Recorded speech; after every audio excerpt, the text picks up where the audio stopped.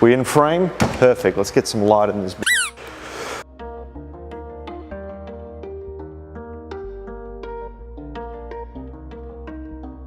Hello ladies and gentlemen, boys and girls. We are making a batch of my V2 Infernums. First thing we've got to do is obviously we've got to cut them out. Now there's two ways of doing this. The first way is dirty, it's dusty, and it's inefficient. You know, we just hack at it with bandsaws, angle grinders, and all that good stuff. But there's a second way that I recently found out, which is much more efficient. First thing you want to do is you want to grab one of these sort of a magic Sharpie, and what you want to do is you want to cover this in a nice coating. So this is going to sort of prep our steel for the next step. All right, so what we're going to need for this is a carbide scribe. It has to be carbide. Carbide is much harder than steel and to actually cut into the steel when we go to scribe it. And then you're going to want something to trace. Now this is a V1 Infernum without the handles. I just did a batch of these which are currently on the website. What you want to do is you want to place it down and give it a good scratch. And we're actually cutting into the steel right here and giving a nice deep mark, which is exactly what we need.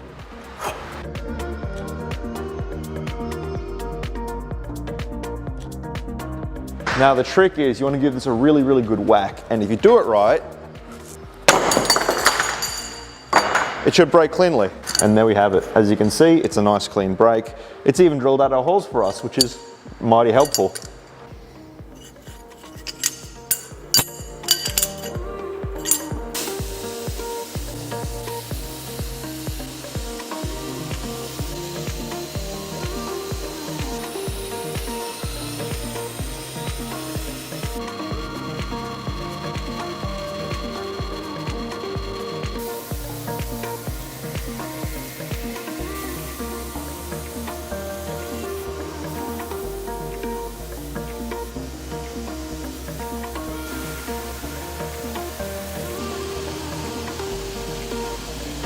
So we've just got these three blades ground. Now these blades are rough grind. This is sort of the low brow of the whole, knife grinding world.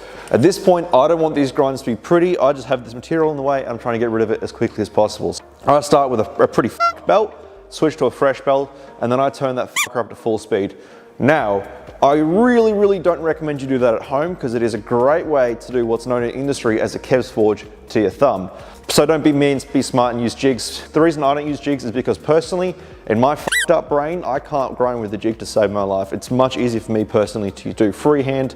But hey, one day it's gonna bite me and then you can all laugh at me. So here is one tip on how to clean up your workbench in 10 seconds.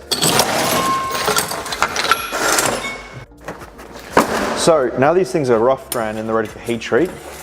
We're gonna have to put some heat treat foil on them because this is D2 steel. It's a air quenching steel and we're going to heat treat this at a stupid high temperature. From memory about 1100 degrees Celsius. Don't quote me on that. It's written down in my oven somewhere. But the problem with that is you get steel that hot and it gets exposed to oxygen, your knife is going to come out looking like it's gone through a volcano. And a lot of the carbon there is actually going to be burnt out. So how do you protect your steel against basically burning up in the atmosphere when you go to heat treat it? Well, we use this stuff. This is stainless steel heat treat foil. It looks like alley foil, but it's way more durable, it's way tougher, and it's a lot sharper. It's a great way to cut yourself. So be careful with this. I tell my students to wear gloves. I don't because I'm a terrible person, but I recommend you wear gloves.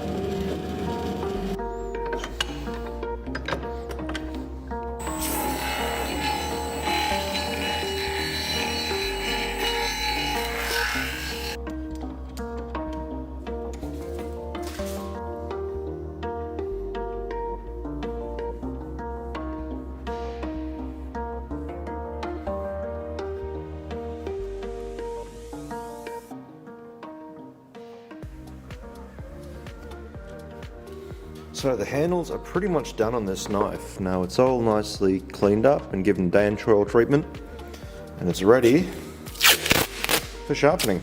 So this just bit of tape, what's going to do is protect our blade, because obviously we put a lot of work into this thing. We don't want to put big scratch marks on there when we go to sharpen it.